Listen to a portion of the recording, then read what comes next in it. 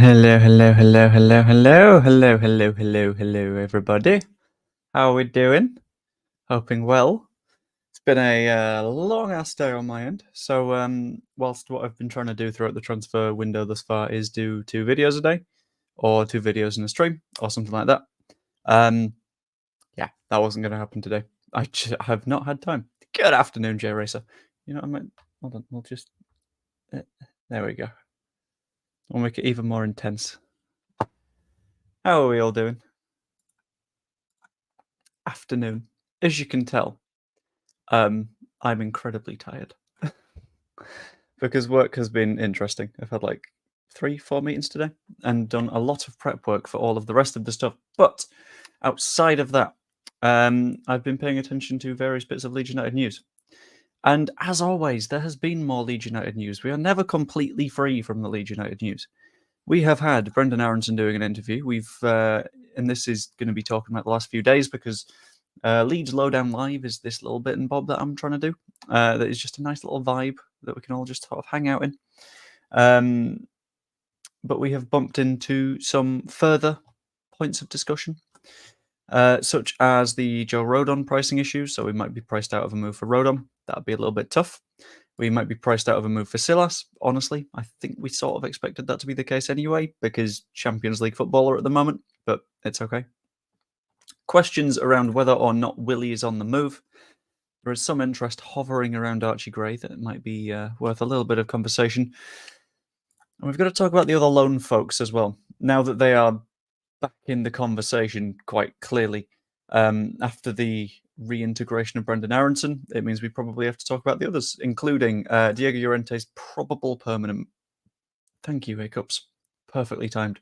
Diego Llorente's probable permanent move. Rasmus Christensen may be returning to Leeds United, and a prediction that Max Wuber will not come back. And I'll get into exactly why that is the case a little bit later on. But as always, if you have any sort of questions, anything like that, you're curious about, whatever, just pop them in the comments and I will be flashing them up on screen. Hello, J Racer.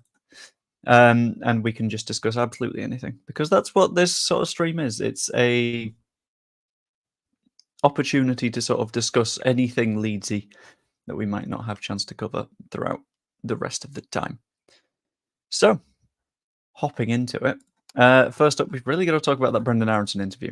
It was an interview that he gave exclusively with The Athletic, but the thing with exclusive interviews is they only stay exclusive until you publish them. And then random dickheads on the internet like me can start talking about them, and that's always fun. The Brendan Aronson interview, which I've got to try and pull up if I can find it. Where's it hiding? I don't know. Thank you very much, The Athletics website. Why are you like this? I've also got a little bit of an annoyance with The Athletic at the moment because they're pulling back on their individual club content, and I feel like that's a big, stupid mistake. Rasmus isn't fit to be a backup ball boy with his fell throws. I honestly don't remember that much about Rasmus Christensen's fell throws. I managed to sort of purge that man from my memory last season, and here we are, purged, free from Rasmus Christensen. But we are not free from who some people will say is a similar sort of cursed vibe. Although I don't think I agree anymore. It's Brendan Aronson. There he is. He felt like he had unfinished business at Leeds. And honestly, I can completely see why. Almost entirely because he didn't do that much. After conversations with his agent, family, and Daniel Farke, he'll return to Leeds United after a loan at the Bundesliga. Said it was a pretty easy decision and he felt like he had unfinished business. This is all stuff that I covered in my video a little bit earlier. It's all the sort of basic stuff. It's the why exactly did he come back to Leeds United? What did he learn whilst out on the Bundesliga? And there are a few bits and bobs that I found really interesting. This is just a fluff bit that's like, yeah, well, whatever. This is just basically saying that he was crap last season, which we all know. That's understood. He had a very good conversation with the head coach, Daniel Farke, reassuring him that his feeling that he should return was correct.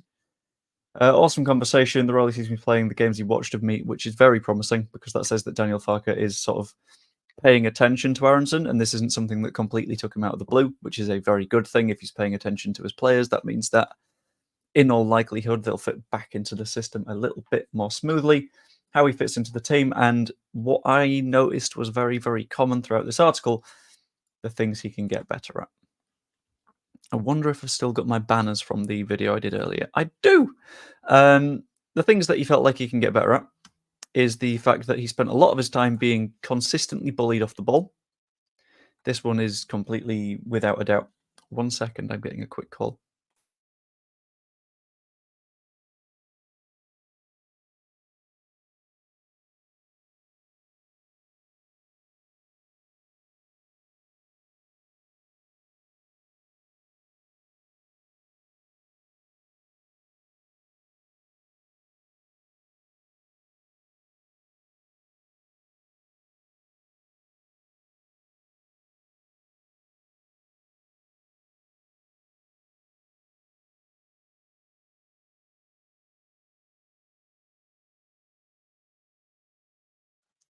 I'm back.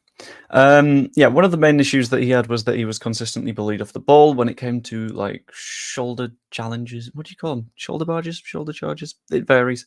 He was just losing almost every single one, which is not really a good thing if you are a Premier League footballer. But it's something that he was trying to learn whilst he was over in the Bundesliga. Again, 6 pounds of muscle, forced to get stronger because the Bundesliga is a more physical league anyway, and he had a lot of defending to do, which forces you to be even more physical. And whilst he didn't play as much as he would have wanted, that happens. He's also working on improving his mentality because he went from winning all the time at Salzburg to losing all the time at Leeds, which I can see why would be a challenge. And his reasoning for coming back was basically that he told his granddad that he wanted to be a big Leeds player. His granddad brought that quote up again last week, and it stuck with him. And basically, the conclusion I came to was that some people will trust him, some people will never trust him, and in my opinion, he just sort of has to earn his way back into the fans' trust. He needs to do the full Nonto. He needs to sort of like get himself back into the position where people trust and care about him again. If that all sort of makes sense.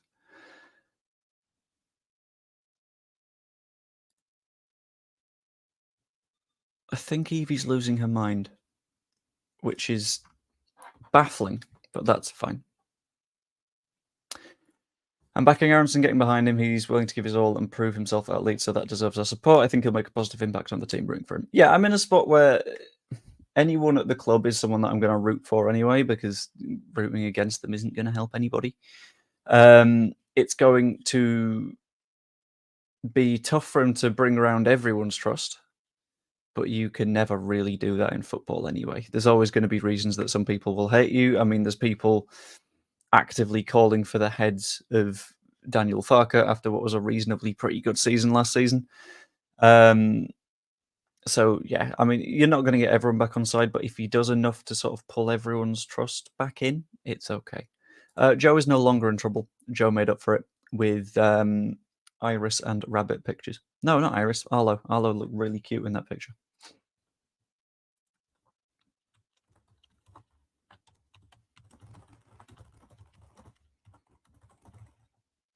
The only reservation I have is if the clause is still active and he starts well and then buggers off again for better wages.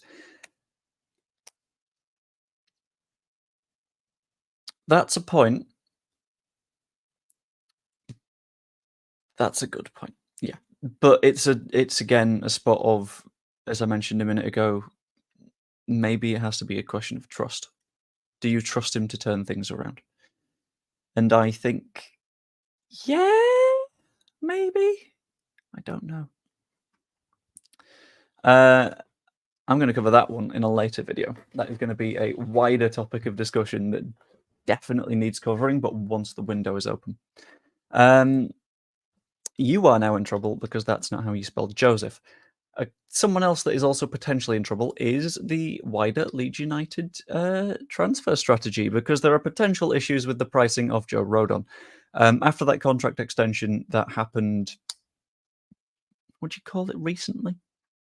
Like a few days ago. He extended his contract at Spurs, or had his contract extended at Spurs for another year, which means that it will expire in, I believe, 2026, rather than what was going to be 2025. I've been tagged in many arguments about this. As far as I'm aware, it's 25, now 26. People were saying it was expiring this summer and they've extended it by a year, so it's to 2025. That would be stupid because there would be no agreement from Rodon on that.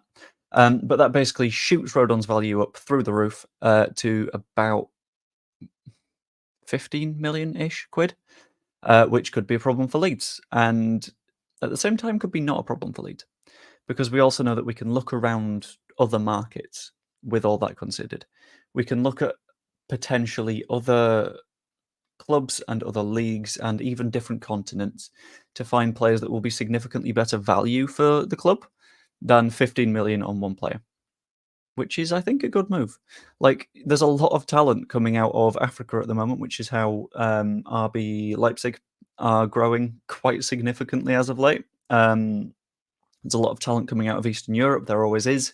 And the question is, are you able to find it? And with access to an extended scouting network, I feel like the loss of a signing of Joe Rodon is not a good thing, but it can be taken as an opportunity if we approach things correctly. There was another potential pricing issue that we came up against, which was the one of Silas.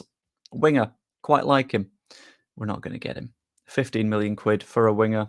He's currently like Champions League sort of level. Premier League clubs want him. That one's not going to happen. I'm just going to leave it quite simply at that. I'm also very quickly going to have a check of the comments because I keep not looking because I keep looking at my banners. Old saying, fool me once, shame on you, fool me twice, shame on me. He possibly fits in that. But he also possibly fits in not fooling us. Because did he fool us last season? Or did he just use something that was in his contract to... Because at the same time, he didn't like have that emotional connection with the club yet. So for him to go out on loan is completely fair, and I'd rather he do it at the start of the season than... Start of the window, sorry. Than right at the end of the window when it would have caused us significant problems. Looking at Sinistera, looking at Adams, looking sort of at Nonto. Left it a little bit too late. Aronson wants to stay on his feet if he wants any chance of redemption. I think he will, though, because he very specifically mentioned the physicality thing in this interview, which makes me a little bit optimistic about that, to be honest, because he's aware that it was a problem in his game and you don't fix something without knowing it. And the fact that he saw it and he was like, right, okay, I'm going to put on some muscle in Germany, and he did. He put on something like 6 pounds of muscle. I don't know how that translates to actual normal person. I'm going to try and finish that sentence because it completely lost me. Yeah, I don't know how that translates to like normal version of measuring things because it's not the Victorian age. But yeah, it's a significant chunk. On the subject of the Victorian age, Evie. My phone isn't liking the proper spelling for some reason. I stand corrected. Joseph is always in trouble. I'm not, though. That's the thing. I am now because I just called you Walt. But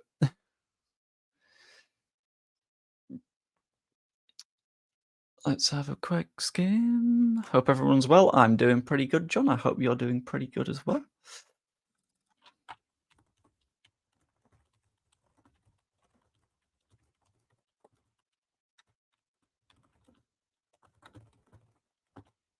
Sorry, Kayla has finished work about 45 minutes early, so this stream is going to have to go a little bit quicker than I expected.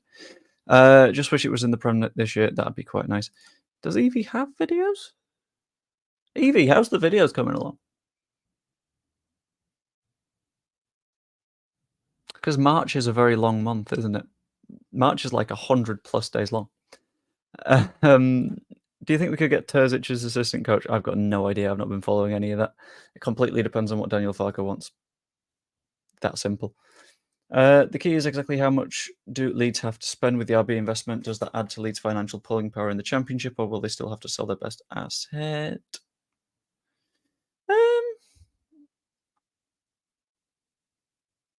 I'll still need to do a little bit of selling, but...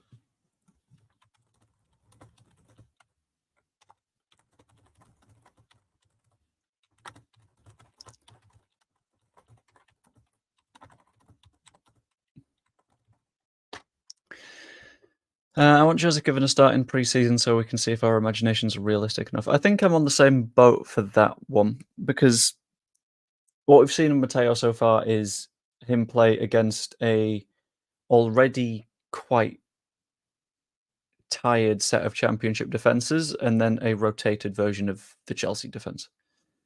Which, sure, he looked good in that match, but I don't know if he looked good enough to play every single week.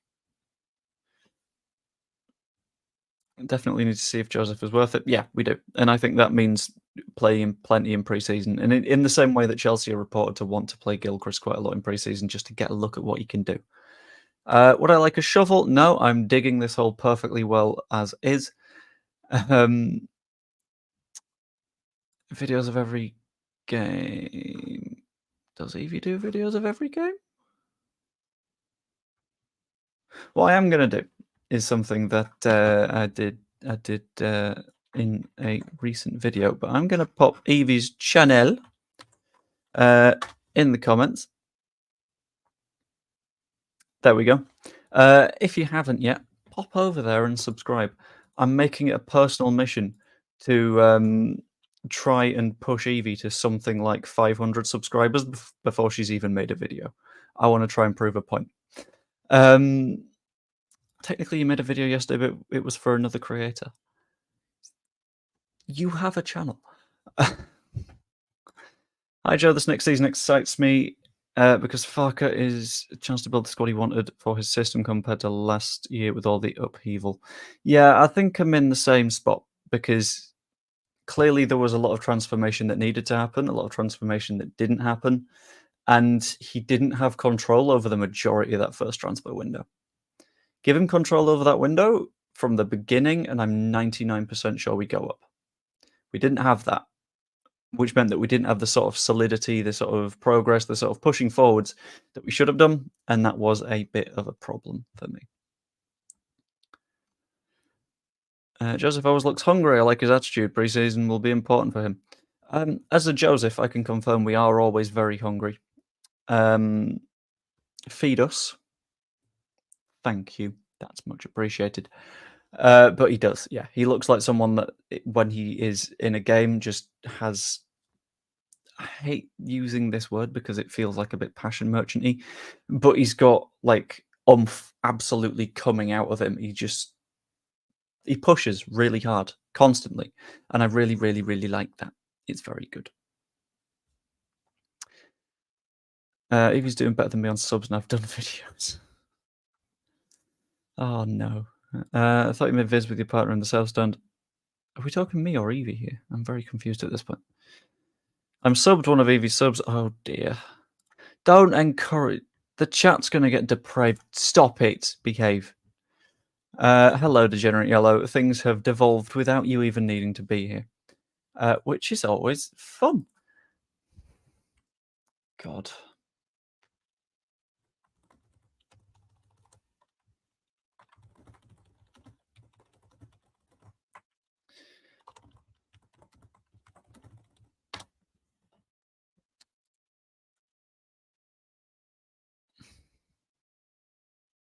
Not good. Not good. Not good.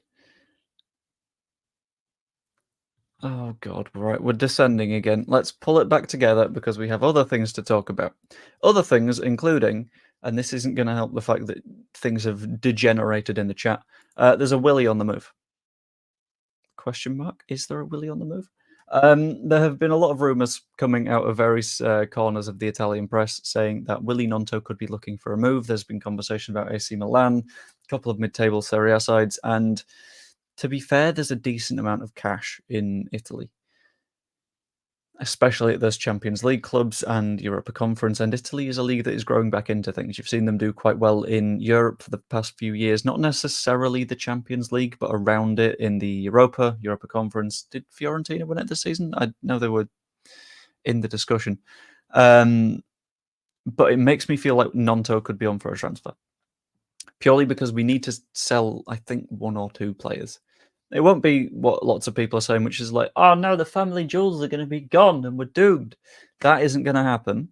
But what I feel could quite feasibly go on is maybe we lose Nonto for £20-ish million or something of that ilk. Maybe. I'm uncertain. Nante's too petulant for this league with diving and the widening he did when things got tough. I don't know if I think it's just habits. It's habits picked up in other divisions, such as in the Premier League, you know you're going to get a free kick if that happens. Or in the Swiss League, it's a little bit easier to win fouls than it is in the Championship. Admittedly, he has a lot of growth to do in terms of that, but it's something that, like, previously Aronson worried us with that. He's told us that he's worked on it, so I'm going to sort of take him at face value because we got to sort of hope. But yeah, who knows? I am not the worst one. That's so very rude. For someone who chooses words so carefully, it's intentional at this point. I do not choose my words carefully. I literally have ADHD. It's scrambled. Anyway, there is also a little bit of interest going on around Archie Gray at the moment. We knew this, basically, because you can't hide an 18-year-old that is one of the best England youth players at the moment in the Championship and have no one sniff around. We know that the likes of City have sniffed around in the past. Mainly the link at the moment is Liverpool, but what I've seen absolutely everywhere is that Gray won't want to move because it's a move that doesn't make sense for him. Because at this sort of young age, it's a matter of minutes. The more football you're playing, the more you're learning, the more you can find out from the way that your opponents deal with you, how you deal with your opponents, and the more lessons you sort of develop and become your own player. You become someone that is better than you were at the start of the season. That doesn't necessarily happen if you go to Liverpool for 25, 30 million pounds, sit on the bench and get to watch Harvey Elliott play in front of you because you're not getting that experience yourself. And I feel like that is something that the entire Gray family will know because they are all footballers. It's something that Archie will know because he will have learned it from them, and he will also learned a lot from this season of experience. So I think although there is interest around Gray, it's not going to turn into anything. Also, this stream is going to end sooner than I planned. It's going to be like past:30-ish. Sorry about that. Because of the heading home very, very, very soon. You're the calmest person with ADHD ever. Am I?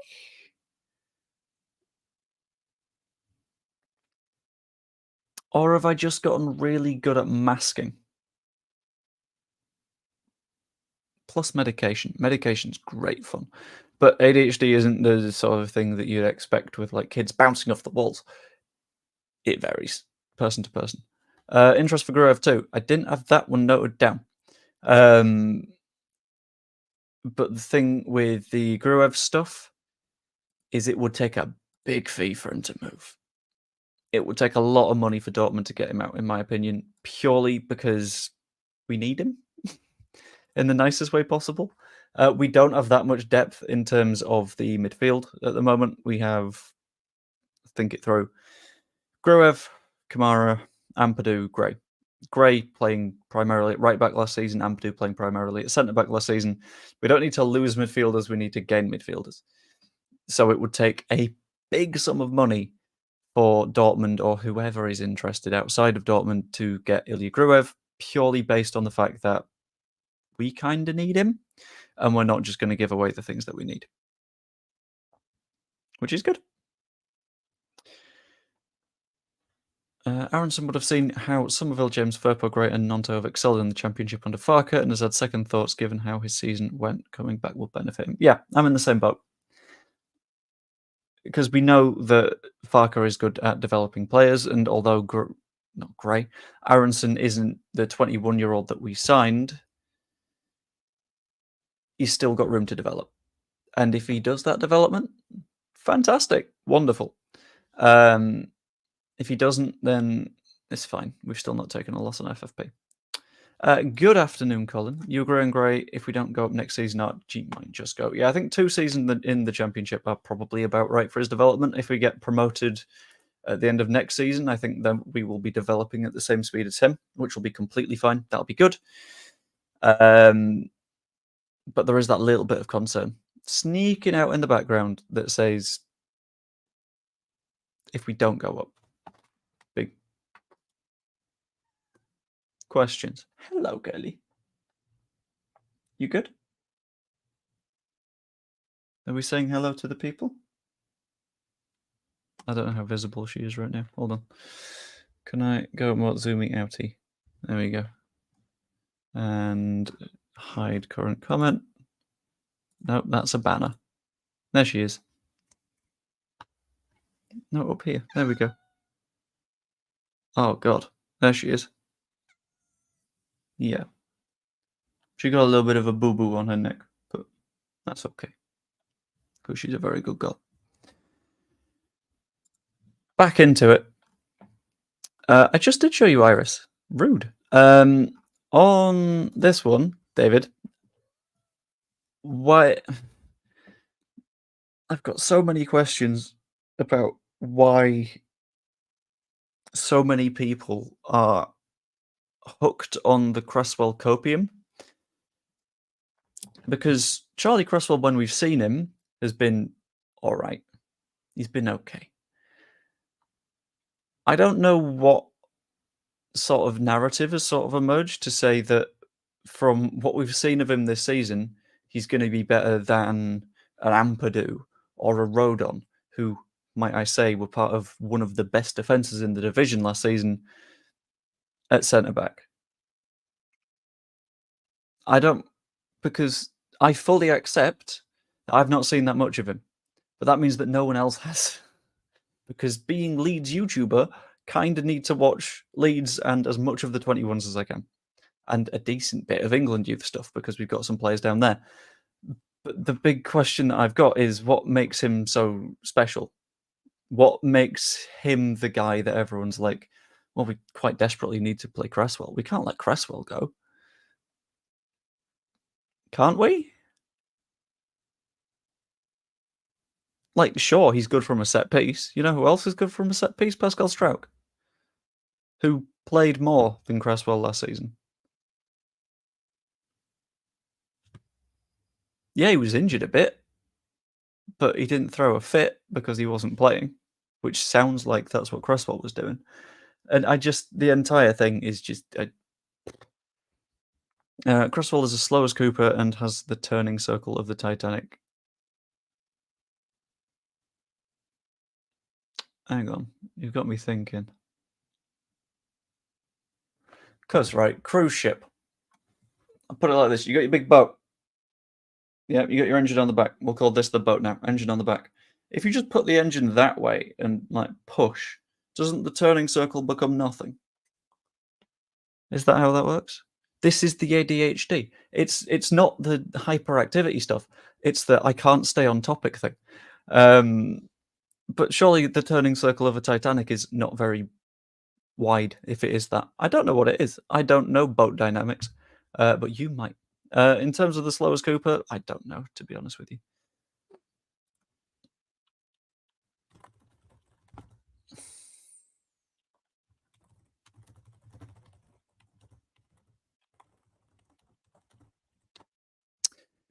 Takes a big boat about 20 minutes to turn. Does it? Oh, why am I doing this? The turning radius of a cruise ship.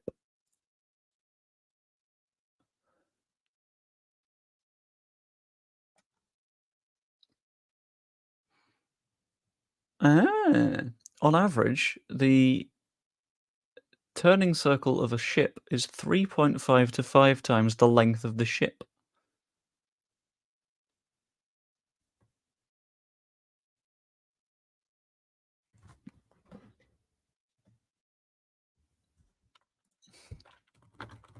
How wide is the average person?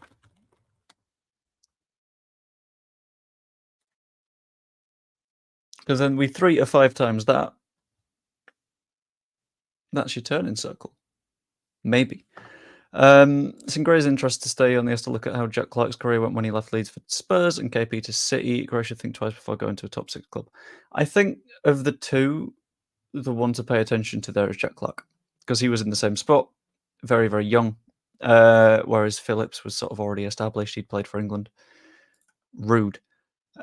I think. I'm sure your son is lovely. I'm not going to dive into that, John. And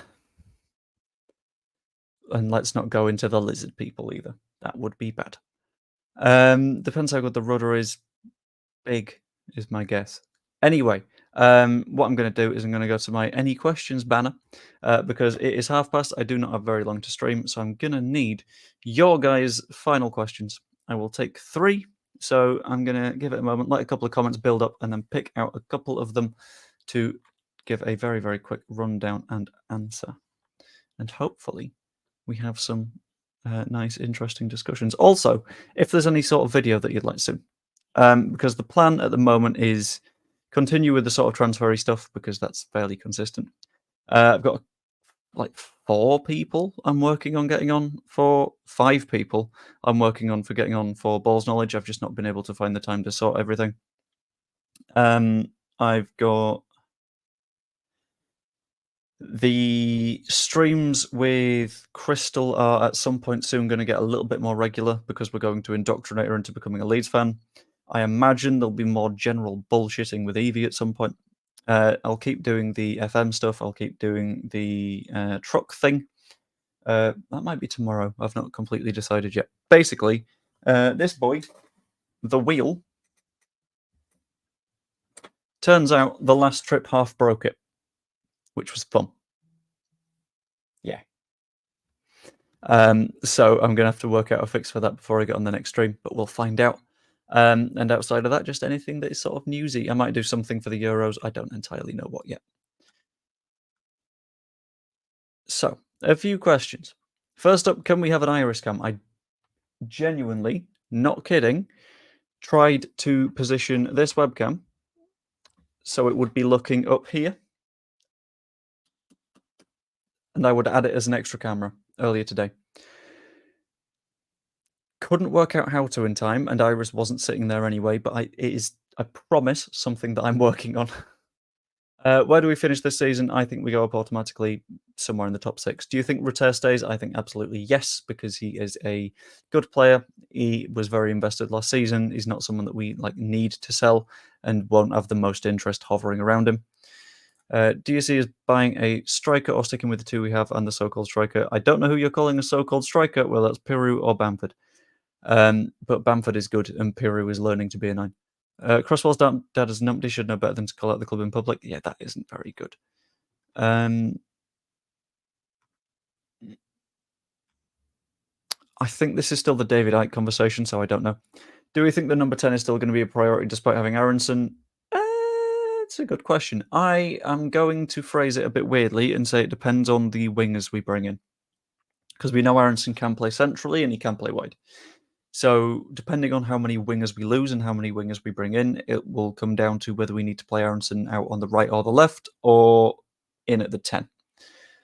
I feel like one of Rutter and Aronson will be consistently a winger this season, though. Nope, not today. If there is a club I should go to, it's Dortmund, who have a history of developing and nurturing young talent like Pulisic, Sancho, Haaland, and Bellingham. Very good point. Definitely need a proper number 10. I think Aronson can be that. Although I do also hope that we get another number 10. Warships do a trick to turn quickly, then they drop the anchor. That is, yeah. What's the human equivalent of? I'm not going to go into that. Can we have an F1 manager stream to go with the football manager? I do not know. I'm not entirely sure how much this version of the game costs. But I'm going to have a look into that because I don't know when it comes out either. I was keeping an eye on it, but the past version was, if I remember right, kind of shit. So that has me very much sat on the fence. It's out on the 23rd of July. I will have to work it out, basically. I don't know yet. I've not decided. Do you really think we could win a playoff? I don't know. Maybe. At some point. Would you ever consider having your head on a multicolored Mohican punk style? No. No. Because I'm married and there's someone that likes looking at my head, and I would like to remain married, and I would like her to continue enjoying looking at my head. And with that, I'm going to bring the stream to a close. Hope you enjoyed, as always. If you did, please pop a like on the stream. Really quick and easy for you to do. It's just one little click. There is another little click that will get you to subscribe to the channel. That is always also massively appreciated. We need a game you're terrible at for mine and Evie's sanity. I guess I'll have to find one. I'm just generally good at games. I might be about to be doing a big ol' helping to run our esports stuff at work soon, which is going to be fun. Klopp could end up at Dortmund. I don't think so. Yeah, this one. Like and subscribe. And also comment if you're watching on the VOD afterwards. That's always massively appreciated. Hope you enjoyed. And I will see you later. And if you're in the comments or the chat, pop on like a 07, because that does the salute. See you later.